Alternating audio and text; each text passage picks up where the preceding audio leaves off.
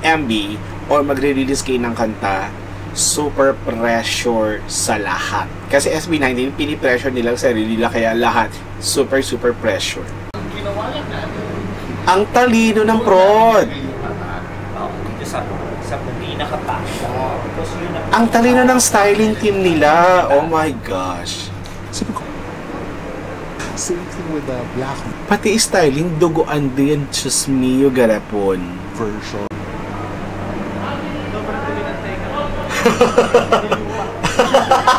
The view.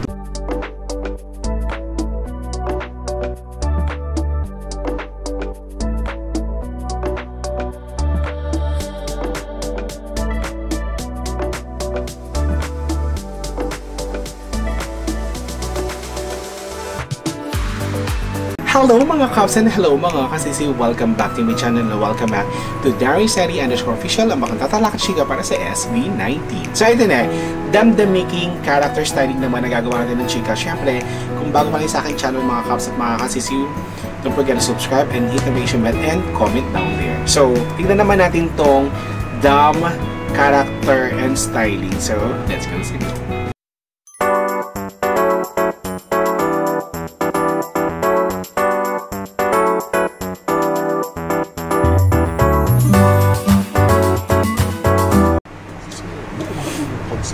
Alam mo gusto mangyari, alam mo hinihingi. Okay, siya sa styling.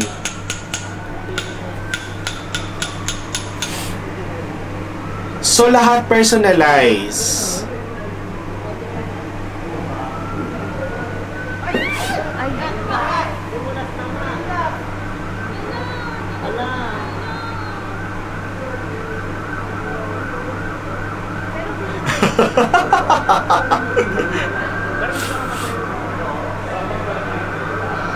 The biggest comeback of SB19. I want to give value to something I know. Okay. Sa boys. Yung Team Rain XM has always been very supportive of the SB19 related projects. Kinontak ko agad yung mga trusted designers natin, yung mga suppliers natin, Team Francis Liberan, Team Eric Beltran. Minessage ko sila. Ang daming taong nagtulungan, nagsanib puwersa. I always ask for feedback. For instance, si Stel, kailangan medyo ice yung dating niya. Pero kailangan magaan, nasasayaw, nakaka-acting. Actually, for everyone, kailangan ganun yung requirement. Parang ito, nanalo yung gusto. iniisip ko, kung mag-tape tayo, i-full lang natin ito. Ngayon ko lang na kasi kapag-half ka, baka magmukhang Prince Eric. Okay. Okay na ako dun sa pool. Derek thought of using PET bottles ng mineral water to create the ice-like effect. Pumartner siya kay Sandino Martin, an artist. Art dapat yung atake, di ba? Since it's part of the brand Bible. Yun yung magaan kasi. Oo. Mahirap kumain. At saka parang gumagano yung tela, o so kailangan may gaan talaga siya. Ano ka naman? Same thing with the black Pati styling, duguan din. Diyos mio, garapon. version. If you look at it closely, napag-usapan namin, parang tumutulong oil. Ang ganda nung nabuo na texture nung ganong practice. And most of all, nakasayaw si Stel, naka-acting siya, nakahiga siya Stel. Nagawa niya lahat kung gusto niyong gawin. Yan nga, halimbawa, naka-zoom kasi siya. At least kapag mas malapit yung camera, kita din yung lalim. Super details. Lahat ng character, lahat ng boys, lahat costume, makeup, super details.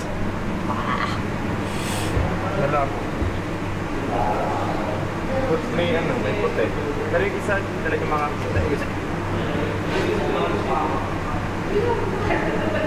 Oh my gosh!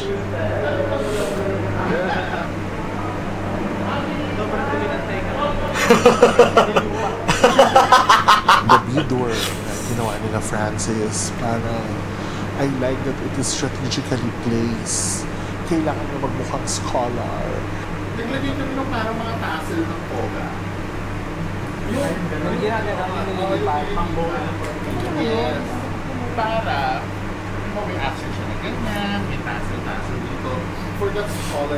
Si Justin, super clear siya sa directions na binigay niya sa akin. Mas texture, ay parang mas Magaspang. Gusto mo magkaroon siya ng old feel. Yung mga leaves nung damit ni Justin were also made out of PET bottles. They painted each and every single leaf. Meron siyang requirement na kailangan may mata yung likod ng damit niya. Ang ginawa lang natin, Ang talino ng prod. Dito sa pinaka-backshot. Because yun Ang talino ng styling team nila. Oh my gosh. Sabi ko, paano natin na-attract yung beadwork nito? Kailangan. Kaya super ano talaga eh. Sa totoo lang, super pressure talaga pag gagawa kayo ng MV or magre-release kayo ng kanta, super pressure sa lahat. Kasi SB19, pinipressure nilang sarili nila kaya lahat super pressure. At may iba, hindi siya pwede magmukhang beadwork ng bridal gown. makabuting beads. parang pwede din gawin organic. I really like it because it felt so organic. The vines were sprawling around Justin's body. It was thoughtfully done as well. Ano naman ang fabric ko?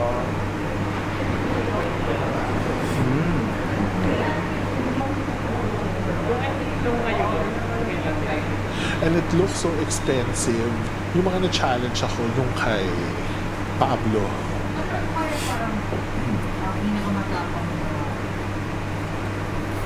Ganun. Pwede. Kasi yung character ko Wolf King. Wolf. Oo nga pala. Para siyang Wolf King. He needed to look like a warrior na may pinagdaanan na. So the challenge for us really was, how do we make the costume look as real as possible na yung mga sugat, yung mga punit, parang we wanted it to look and feel natural. At yung pinagdaanan niya, it should be executed.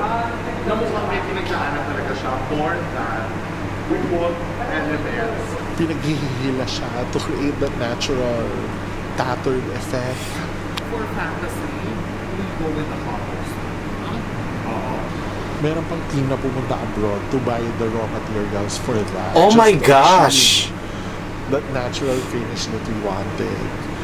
And nung na-finish na yung outfit ni Pablo, ang ganda-ganda niya. Mukha talaga siya parang from that era.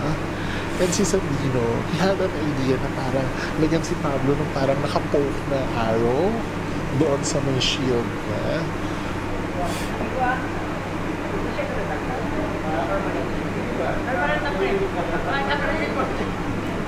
It felt natural and it felt like it was really part of the narrative na may pinagdaanan siya.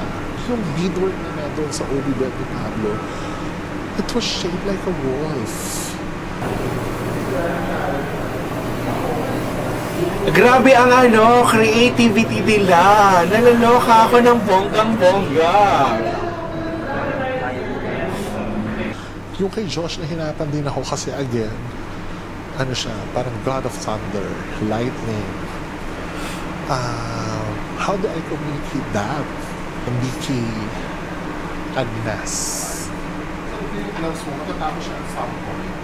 Na maganda na haluan siya ng prosthetics. Parang kung na-agnas talaga yun. Hindi na siya gloves na ginawa natin. Parang bikini. Para siyang body part. Oo, magtutuloy siya talaga to prosthetic.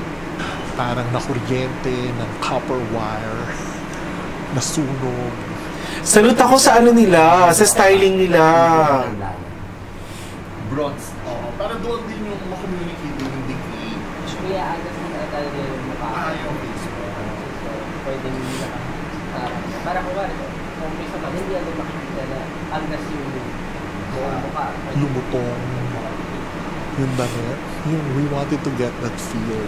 So sila Neri painted that and used copper foil pinlansya siya one by one to achieve that Ay, natural kaloka! finish. Even the gloves.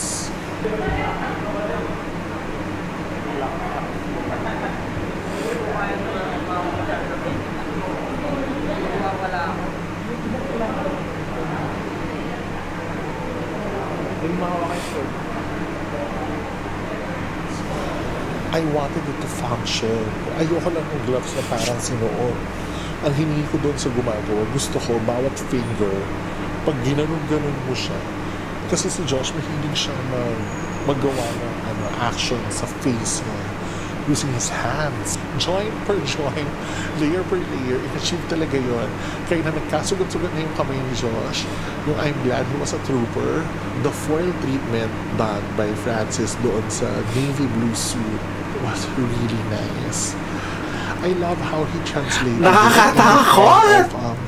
Nakakatakot sila mag-isip. Sa medyo mahirap, yung kay Ken, kasi parang it was inspired by a crow. So siya mismo yung nag-sketch nun. And from his sketch, OMG! Eric nila Francis. We were very specific about the kind of leather we use. Gusto namin yung may worn out feels na rin, yung mukhang may pinagdaanan at ginamit na. Yung darkest naman. Yung darkest. Na may itim-itim siya pag Naitim na siya. Lalabas lang yung red. Diba? Pwede naman. Pero ang base niya kasi... We like to place details na parang may mga kalmot ng crow doon sa cape niya from a bird, naging tao siya. For it to look like as if it was inspired by royalty and hindi siya inspired by some Eastern influence fashion. So they went for shape, structure, yung cutting. Kahit na iba-iba sila na colors, it felt cohesive. It felt cohesive. Iba-iba siya, iba-iba yung suot nila, pero together, parang they look like they came from the same era. They came from the same collection. And that was all intentional. Hindi naman po yun nangyari basta-basta. Next up naman natin is yung mga robes. Ang gusto nila doon medyo parang dune, sand dunes, inspired by the desert. Itodo na natin. So we did it. Itodo na natin? Oh my gosh! The patterns were made one by one. It was stitched together. Ginupit isa-isa ng squares using different fabrics. I wanted it to flow as well. So imagine doing it times 5. I really love how it turned out. Especially the part na naging bato na sila, naging statues na sila. We did a good job. Yung, hey, this is art. Na-achieve namin yung goal. Siyempre, ito na naman tayo sa sayawan. Kailangan. Ang number one criteria is A, maisasayaw.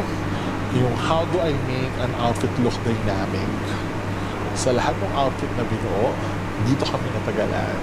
Because we want to be as faithful to the era they were in.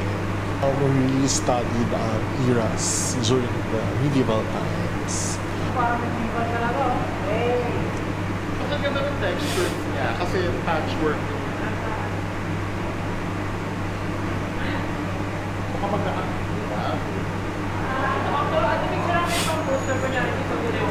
Yung styling din, hindi basta gumagawa ng costume, hindi gumagawa basta-basta ng outfit, ng hindi comfortable yung artist. And mas ang pinaprioritize nila yung movements plus yung concern ng artist. Oh my gosh, apakatalino.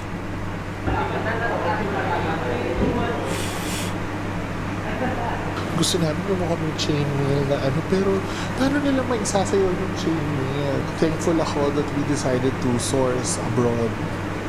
And I was so happy that when I saw them dancing, ang ganda, parang sulit yung pagod. And Sa true! When that was a request from the boys, they really wanted that color. In our 16 years in the industry, I will really consider it as one of the most difficult projects we've ever tackled. I wanted to be seen. I wanted to be felt by the 5 senses. That would last forever. A legacy. Oh my gosh! You create a fantasy, you create a storyline, you create an aspiration. And we went all out for this because I wanted to give value to the vision of the work, because I know this is important to them. World-class, talent, smart, and dedication. Super. Eto nga, ito yung era talaga na ano pang ilalabas ng SB19?